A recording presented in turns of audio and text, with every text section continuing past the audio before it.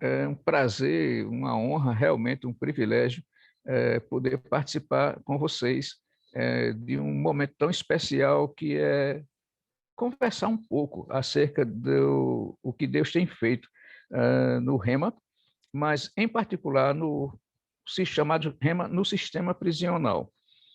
É bem verdade que o Rema funciona aqui no Brasil desde no Nordeste, quando começou, de 1992. E isso tem avançado e crescido, espalhado pelo Brasil, e alguns remas foram abertos pelo Ministério Verbo da Vida, inclusive em outras nações. Há alguns anos, Guto estava em Angola, isso tem uns 10 anos, possivelmente, e ele, no momento lá de oração, buscando direção para Deus, para aquela nação em particular, que, devido às situações locais, termina sendo uma obra um pouco difícil, delicada com relação, quando se compara ao Brasil, ou mesmo outras nações, quando se compara a Portugal, quando se compara ao Chile, quando se compara à Argentina, até mesmo ao Japão. Por uma questão de cultural, por uma questão do sistema de governo, há algumas dificuldades, mas lembrando que Deus é o Senhor da obra e ele sempre abre portas para que a gente possa avançar naquilo que ele tem colocado como visão para o Ministério Verbo da Vida, para o Rema. E Guto estava lá em oração, buscando no Senhor o que fazer para alcançar mais, para avançar mais. E Deus deu uma luz para ele, baseado numa conversa que ela teve de uma pessoa que estava presa em São Paulo e que essa pessoa não estava recebendo visita de ninguém. E essa pessoa fez contato de uma forma ou de outra, que eu não posso dizer de que forma foi que esse contato chegou para Guto, o conhecimento chegou para Guto. E Guto falou com uma pessoa nossa, a Gisele Quioco, que é advogada, que hoje está na França, mas na ocasião ela vivia em São Paulo. Ela veio, inclusive, passou um tempo conosco aqui no Nordeste, particularmente em Campina Grande, fazendo escola de ministros, escola de missões e servindo na área dela, a atuação dela como auxiliar na assessoria jurídica. E a Gisele Quioco foi visitar essa pessoa. E nessas visitas começou a falar do Senhor, da palavra. E essa pessoa terminou aceitando Jesus e teve uma mudança radical na vida dela, que afetou, no bom sentido, influenciou positivamente outras pessoas que estavam também detidas naquela casa prisional. O Guto, tomando conhecimento disso, explodiu dentro dele algo que foi de Deus, é divino, é uma inspiração de que esse trabalho poderia ser ampliado. Mas Guto, como diretor executivo à época, e hoje como presidente do Ministério, o volume de trabalho da nossa diretoria é inimaginável. Vocês podem pensar, exemplo de Edmilson, por exemplo, que é aí do Rio de Janeiro, é um dos nossos supervisores, que ele pastoreia uma igreja, tem um rema alocado na igreja que ele é presidente, que tem uma equipe que cuida do rema, mas ele também é supervisor das obras do Verbo da Vida, que estão estabelecidas na cidade do Rio de Janeiro, ou no estado do Rio de Janeiro. Então, você veja que o Edmilson, ele é uma pessoa muito assoberbada de trabalho. Aí você vê um pastor de uma igreja também do mesmo jeito no seu universo. Agora, você imagina o que é cuidar de mais de 400 igrejas e mais de 130 unidades de ensino da palavra, escolas, Rema, escola bíblica, escola de ministros, escola de missões. Então, a atividade do ministério, particularmente do presidente e da diretoria, a nossa atividade é muito extenuante, a gente não para de trabalhar, muitas vezes a gente não tem horário para descansar. Tanto é que quando chega no mês de janeiro, Guto desaparece e fica quase que incomunicável para, de fato, repor energia, porque quando começa fevereiro, já começou, nós não paramos de trabalhar. Realmente, eu às vezes até emendo, porque enquanto janeiro a diretoria pode sair de férias, para descansar, eu estou trabalhando com os calendários, porque senão as aulas não começam no mês de março. E aí, às vezes, quando eu vou pensar em tirar férias, a diretoria já está em atividade, e muitas vezes é necessária a minha participação. E aí eu fico tirando 2 dias de férias, 3 dias, uma semana, enfim, muitas vezes sem férias de verdade. Mas nessa viagem de Guto lá em Angola, quando Deus falou com ele, Guto veio cheio de expectativas de como levar essa palavra ao presídio. E conversando aqui com um dos nossos pastores, que na época pastoreava a igreja em João Pessoa, o pastor Sérgio Flores, ele falou daquilo que estava dentro do coração dele. E o pastor Sérgio tinha uma boa ligação com o juiz da Vara de Execuções Penais, doutor Valdir, aqui em João Pessoa, e que Tiago Garcia, nosso assessor jurídico e secretário executivo do Ministério, tinha trabalhado com esse juiz. Ele era auxiliar, secretário, um adjunto dele, e também tinha essa relação franca e aberta com ele. O Sérgio, na ocasião, pediu para Guto se ele poderia montar um projeto para fazer esse trabalho, iniciar essa obra de um rema que fosse voltado para o sistema prisional. Guto deu a liberdade para ele e nós ficamos acompanhando o aspecto estrutural, mas a parte da execução do projeto, criação, contato com o secretário de Segurança Pública, com o governador do estado, com o próprio juiz da Vara de Execução Penal, ele começou a fazer todo um trabalho e montou um projeto. E montou um convênio para ser estabelecido com o governo do estado, porque uma vez que o convênio fosse firmado, na mudança de governador, aquele convênio teria que ser mantido, porque já estava um convênio assinado, não poderia quebrar.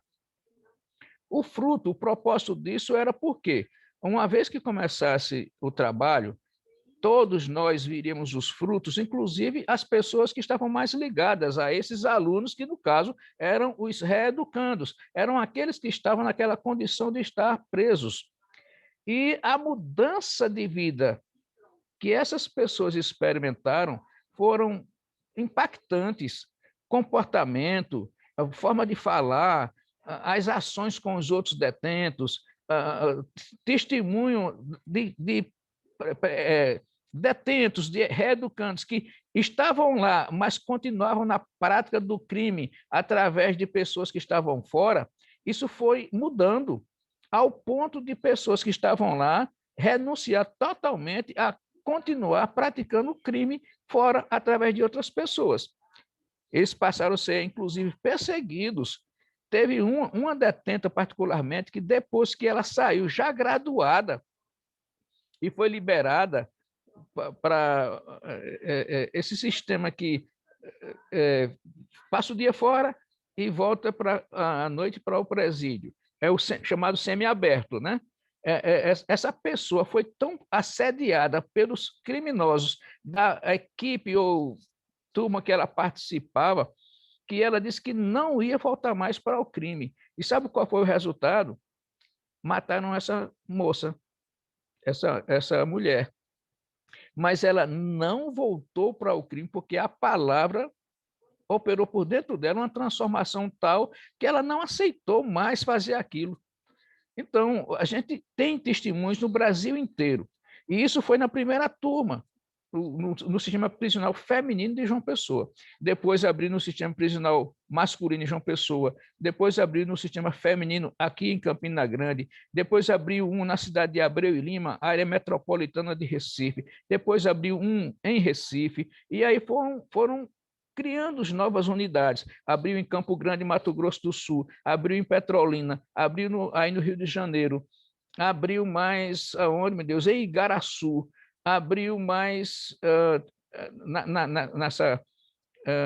nessas casas de menores infratores em São Paulo, não o REMA, né? Mas o curso preparatório. O fato é que a gente tem visto, ouvido e recebido testemunhos das pessoas que estão no alto comando, nos diretores do sistema prisional, nos juízes da Vara de Execução Penal, nos secretários de Segurança Pública, em pessoas que lidam e trabalham nessa área, particularmente dentro do sistema prisional, testemunhos do que a palavra ensinada pelo Rema tem operado na vida dessas pessoas, tanto homens quanto mulheres. E a gente sabe que nós temos um inimigo, nós temos alguns inimigos na nossa vida, um deles é a nossa carne, mas a gente tem um inimigo que é o diabo. A Bíblia diz que ele é nosso inimigo, que ele está ao nosso derredor, procurando fazer alguma coisa para impedir que a gente consiga avançar naquilo que Deus tem para nossas vidas. A gente sabe que doença, enfermidade, por exemplo, não tem no céu, porque lá no céu só tem coisas boas, e toda boa dádiva e todo dom perfeito vem lá do alto. Doença, enfermidade é coisa do diabo. Então, essa pandemia, Deus não tem nada a ver com isso. A gente sabe que foi o inimigo que, de uma certa forma, maquinou e lançou essa pandemia hoje, que está assolando o mundo inteiro, para tentar impedir o avanço e o crescimento do evangelho, para tentar evitar que a gente possa saquear o reino das trevas ou o império das trevas e transportar pessoas que estão lá para o reino do Filho amado, do Filho de Deus, para o reino da luz. Então, o inimigo tenta, mas deixa eu te falar uma coisa, com todas as tentativas do inimigo, no Rema convencional, nós vamos ter, da turma que estudou o ano letivo 2020, mais de 3.000 formados. Isso é uma coisa gloriosa. Talvez as pessoas não tenham noção do que é isso, mas a gente vê que o diabo tenta, mas não consegue, porque maior é aquele que habita em nós do que ele que habita nesse mundo. E Deus está continuando abrindo as portas e pavimentando o caminho que nós devemos continuar caminhando para avançar naquilo que ele tem reservado para nós. E não vai ser diferente no sistema prisional, porque o sistema prisional já é mais complicado do que o mundo aqui fora. Mas você acha que existe impossível para Deus? Não. A Bíblia diz que nada é impossível para Deus. E complementa dizendo que tudo é possível para aquele que crê.